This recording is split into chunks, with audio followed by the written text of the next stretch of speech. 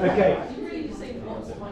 So the first thing I want to recap very briefly are the 3 indices rules, and those indices rules apply to expressions involving both numbers and algebra. So for example, if you are multiplying powers with the same base, so we call this the base and this the index, the plural of index is indices, which is where the name comes from, then we just add those index numbers, we add the indices.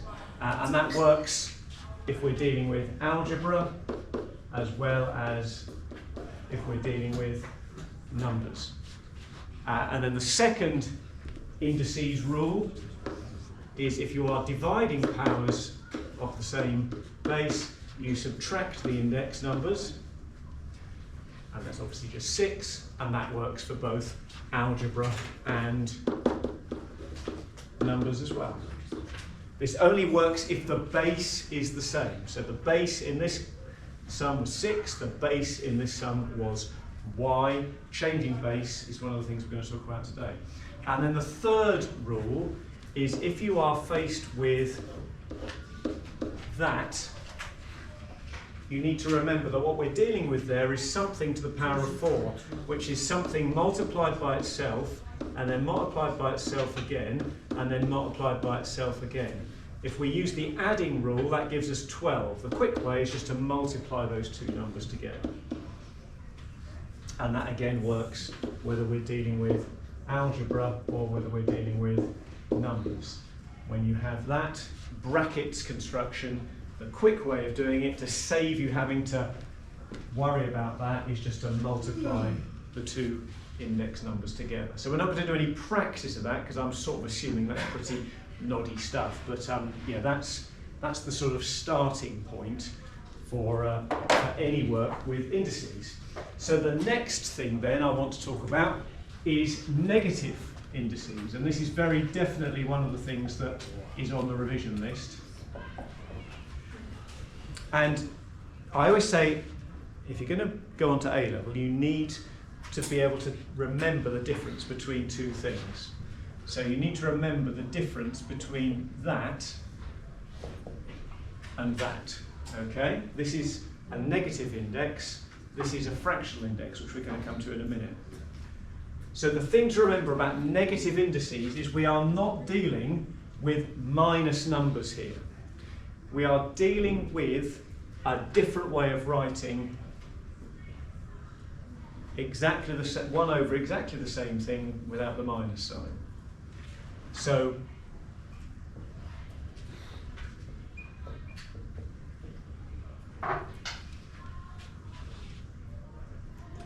now why does that work? Well, it comes back to our index rules. So if I write a sum that using the second index rule gives me h to the power of minus 2 as an answer,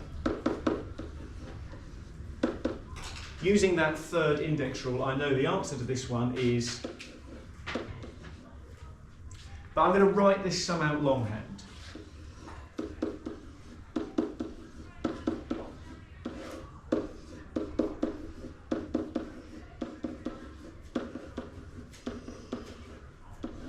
And we know that something divided by itself is 1, something divided by itself is 1, something divided by itself is 1, something divided by itself is 1. We call that cancelling. It's really satisfying because you can simplify that. So we're left with 1 over 8 squared. So this is another way of writing that. This is another way of writing that. The negative power does not mean we're dealing with a negative number. It means we're dealing with a reciprocal. We are dealing with a reciprocal. 1 over exactly the same thing without the minus sign. If it's to the power of minus 1, it's just 1 over that number to the power of 1. And if it's a fraction, what effect Thurston does finding the reciprocal of a fraction there? Flips it, yeah. So we've got that, okay? We could write it as 1 over 3/4, but that just looks weird. like a triple-decker fraction. So with fractions, we just remember that the negative power flips the fraction. And I could go one step further because I know what that is. So negative indices, that's the first thing we need to practice. So let me give you some questions to practice that very, very quickly. Now you'll notice these questions say evaluate, which means I want the answer as a number, which may be a fraction. But yeah, just see if you can tell me the answer to those for me. I'm going to stop you wherever you got to. I'm sure you won't finish them, but it really is as simple as that. Really is as simple as that. And remember, the word evaluate means it wants you to actually work out the answer. So if it was an algebra question, it would say simplify. So x to the power of minus 2 is 1 over x squared. That would be simplifying. Evaluate means don't leave it as 8 squared, write it as 64. Just very quickly, just do the first few of those for me. So again, I'm sure you won't have got very far with those, but those are the answers to the first few. So for example, part B, you flip it, the minus sign means flip it, and then you cube it. So 3 cubed is 27, 5 cubed is 125. So negative indices mean reciprocal, so we've got that. 9 to the power of minus 1 means 1 over 9. So the next thing we need to be able to do and deal with are fractional indices. So that's when the index is a fraction. I don't mean when the base is a fraction, we've already dealt with some of those. I'm talking about when the index is a fraction. And this is another way of writing roots. So 16 to the power of a half means the square root of 16. It means the square root of 16. It's this written in index form. I can again justify it to you.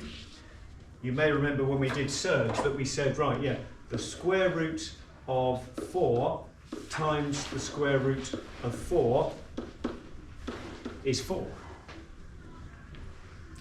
That's an important result, isn't it? Because we use it when we rationalise surge, when we want to get rid of surge in the denominator.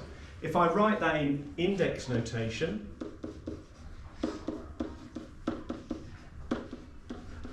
it works, doesn't it? Because when you've got powers of the same thing, you add the index numbers. So that's my justification for why fractional powers mean roots. So 8 to the power of a third is the cube root of 8. What number have I cubed to make 8? And 16 to the power of a quarter is the fourth root. Sorry, 64 to the power of a quarter is the fourth root of 64. Sorry. Let's put 81 there. 64. So the fourth root of 81, what number times itself, times itself, times itself, what number times itself, times itself, times itself again is 81, the answer to that is 3. So that's fractions where the numerator is 1, unit fractions we call them. If we have a fraction like this, well, we go back to our third index rule. Do you remember the third index rule?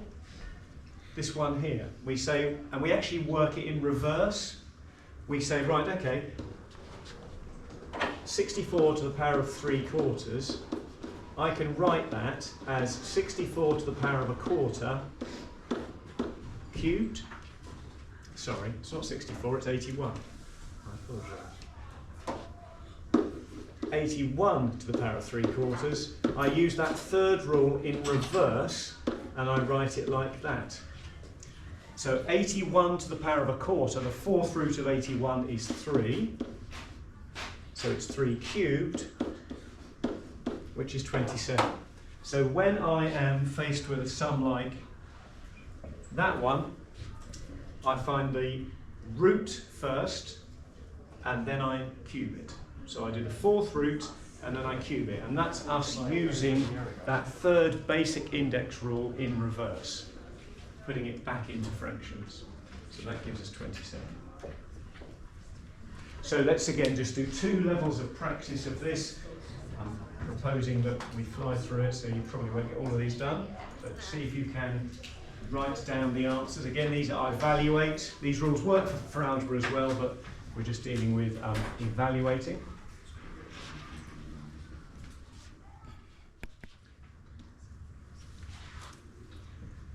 So hopefully pretty straightforward.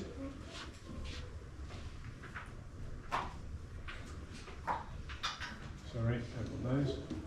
Those are the ones I want. So have a go at those. Remember, find the root first, then find the power. We're using the third indices rule in reverse. So this is 10,000 to the power of a quarter, in brackets, to the power of 5. Yeah, I've only got time for a few. So 10,000 to the 4th root to the power of a quarter is 10, and then you do 10 to the power of 5, which gives you 100,000. 16 to the power of a quarter is 2. The 4th root of 16 is 2, so 2 cubed is 8, etc., etc., etc. Okay, so can we now combine the two? Because I like a fractional index question, I like a negative index question, so the best are the ones where you've got a little bit of everything. Okay? So we just want us to do the ones with negative powers, so that's A, C, D, F and G. Well, I think A, C, D will be enough. Let's do one together. So I'm going to do A firstly. So what I'm going to do is I'm going to ignore the fact that it's a negative power. I'm just going to work out 100 to the power of 3 over 2. I'm going to ignore the fact it's a negative power. This means 100 to the power of a half, the square root of 100, cubed. So that's 10, the square root of 100 is 10. 10 cubed is 1,000. Oh, you know that feeling when you think you've forgotten something? Oh yeah, no, hang on a minute. It had a minus power, didn't it? So now I say, okay, I know that minus power just means the reciprocal. So I'm just going to write that. So I do everything without the minus sign, and then I just work out the answer. And if it's a fraction, I know that that last step involves flipping the fraction. So go on, have a go at C and D. Some of you might get onto F and G. So just the ones with negative powers. Do it as if it didn't have the minus sign to start with. Okay?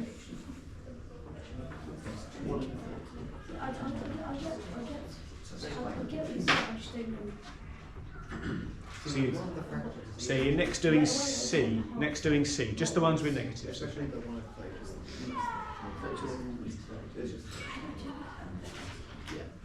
Just do that one is like changing.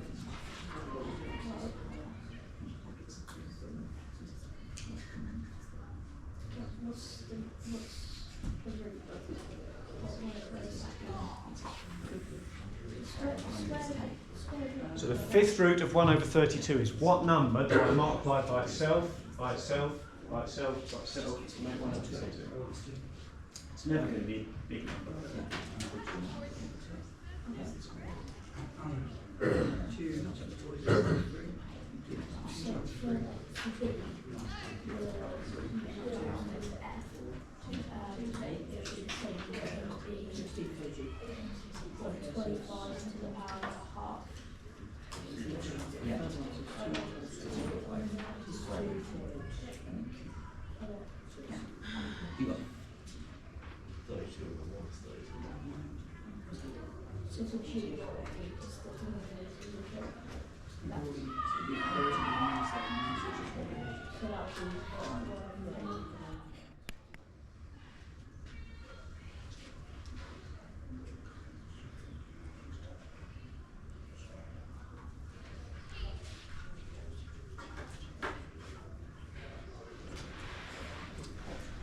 Okay, so for D, I wrote it down without the minus power. I broke it into two separate operations, the cube root to the power of 4. Cube root of a fraction, it really is as easy as just cube rooting the top, cube rooting the bottom, so you get 3 over 2. So it's that to the power of 4. So 3 times 3 times 3 times 3, 81. 2 times 2 times 2 times 2, 16. But then I remember that it wasn't to the power of 4/3, it was to the power of minus 4/3, so I just flip it.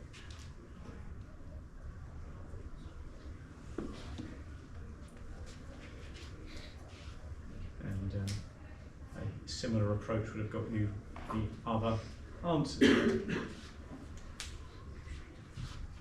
So we're hitting 3 objectives in one go from that revision list, because negative indices are mentioned, fractional indices are mentioned. The third thing that is mentioned is change of base, which sounds very pompous. It's not hard at all.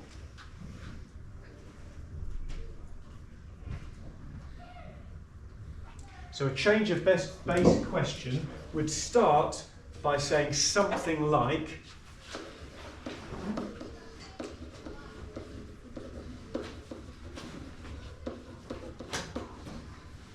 right as a power of 2.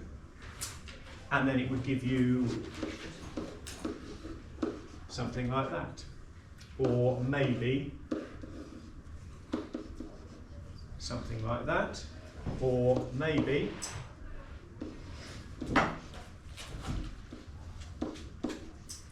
something like that. So this is no longer saying evaluate. I mean, I'm pretty sure we could evaluate all of those. 8 squared is 64, and 16 to the power of half, the square root of 16 is 4, and this is the 5th root cubed. So the 5th root of 32 is 2, and that's 2 cubed.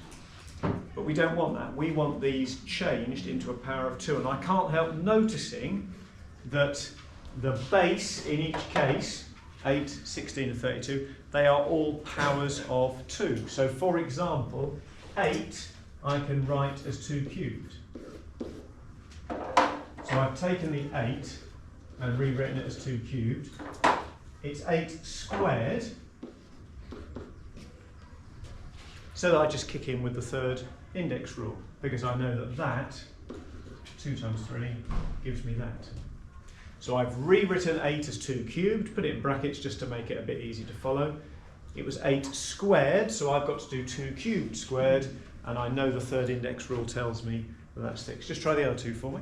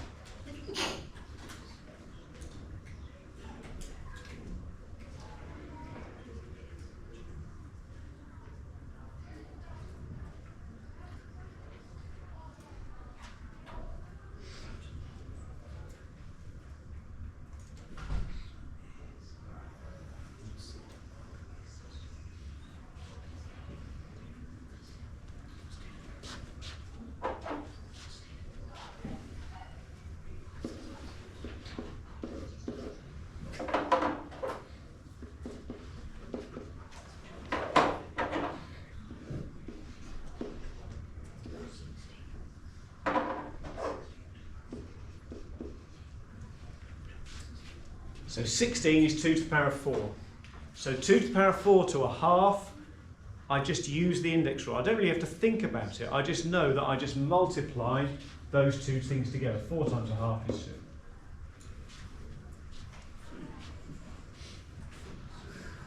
And with the bottom one, I've rewritten 32 as 2 to the power of 5. So it's 2 to the power of 5 to the power of 3/5. I don't really need to think about it. I just know that I multiply those two together, and 5 times 3/5, if I think of it as that, gives me 15 over 5 gives me 3.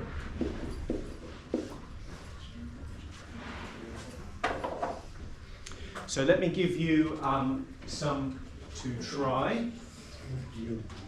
So with all of these, I'd like you to write the answer as a single power of 5. So I don't want you to evaluate the expression, I want you to write it as a power of 5 for me, okay? A power of 5. So each of those you're going to write for me as a power of 5. So there are the answers. Let's just make sure we're happy with where they've come from. I mean, I'm sort of hoping that the first couple you were okay with.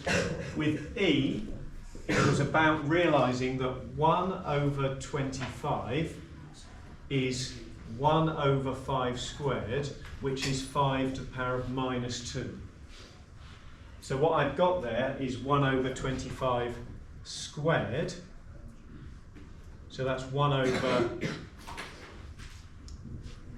5 squared squared. So that's going to be 5 to the power of minus 4.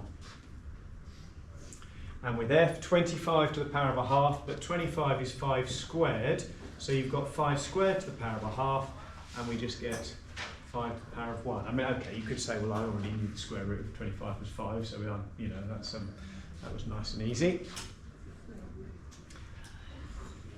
H, we've got several things going on with H. So 125 is 5 cubed. So I've got 5 cubed squared inside the bracket, which is 5 to the power of 6. And then that itself is to the power of 4, which is where the 5 to the power of 24 comes from. So that builds up, it was minus 4, so it's power of minus 24. Here we've got 5 to the power of minus 3 times 5 to the power of minus 2, and when you multiply powers of the same thing, we just add the index numbers.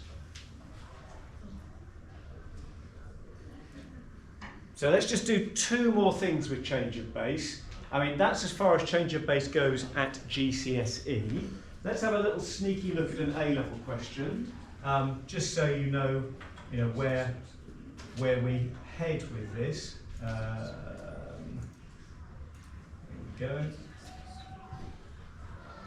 So you don't have to worry about this at all for another year and a bit, but just to show you that A-level is, it's not insanely different. So here we've got a question that it doesn't say so, but it's to do with change of base. So I'm not giving you this to frighten you. I'm just saying I'm hoping we can see that it's straightforward. My question, gentlemen, please, thank you. My question to you is: can we write this as a power of 2? So what I want is that written as a power of 2 on the left-hand side, and this written as a power of 2 on the right-hand side. Now, let me just help you out with something. I'm hoping that you can write that as a power of 2. It's going to involve x. It's going to involve x. But on the right-hand side, this is 1 over 2 to the power of 1 times 2 to the power of a half. Okay? So go on, have a go. See if you can write the left-hand side as a power of 2 and the right-hand side as a power of 2. I'll then tell you where we go with that.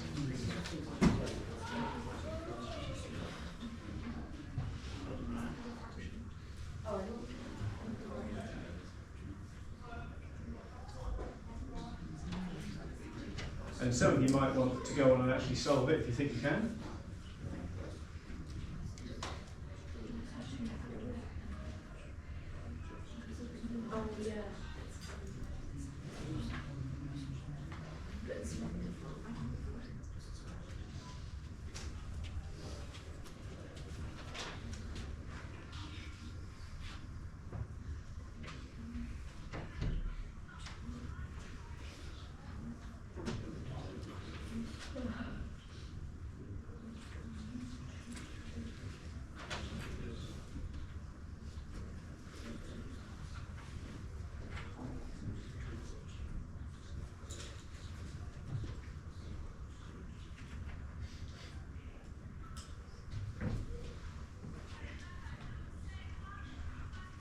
So Bobby, help me out. Just looking at that denominator there, what does the first indices rule tell me I can write 2 to the power of 1 times 2 to the power of a half as? 2 to the power of? Well, no, we add the index numbers, don't we? 1.5. Yeah, so that's 2 to the power of 1.5, and I'm going to write that as 3 over 2. I mean, I could write it as 1.5 if I want. Okay? So May, just remind me how I can write 1 over 2 to the power of 3 over 2 as 2 to the power of something. This is really stressing me out. 1 overs, which of today's things are? Sorry?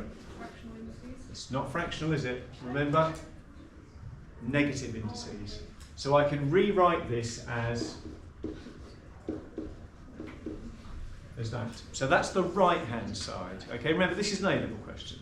So I'm not showing you this because you should be able to do it. I'm showing you this because it might make you scratch your heads. Now 4 is 2 squared, so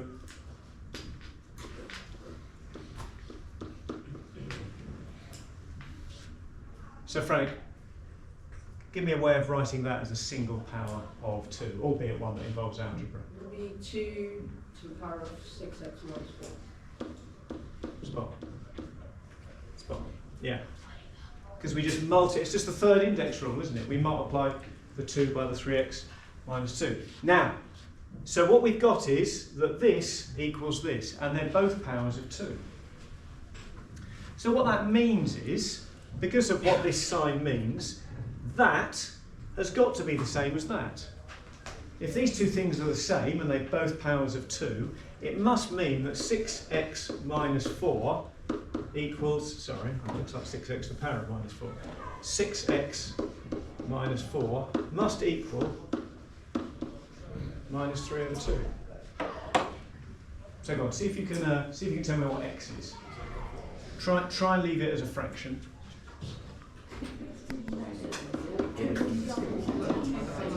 Okay, so Deborah, what's the first step I'm going to take in solving this? I went to the next 3 over 2 and just put 2. Okay, but what have I done going from here to here? You've added 4. Added 4 to both sides. So what is minus 1.5 plus 4? And you can tell me your answer as a decimal if you want. 2.5, yeah, 2.5. Which I'm going to write like that. So my next step is to divide by 6 if I want to know what x is. Now, picture this. You've got a pizza. You've cut it in half. You then take each of those halves and you cut them into 6 pieces. So Thurston, what fraction do we have if we take halves and divide them by 6? We have 12ths. So the answer is 5 12ths. Yeah, that's the answer. X is 5 12ths. So that step there is all about pizza. You take a pizza you cut in half, you divide it into 6 pieces, those halves therefore become 12ths. And that's that. Oh well, we didn't have time for the last bit, but there we go. Yeah, so we covered three provision things.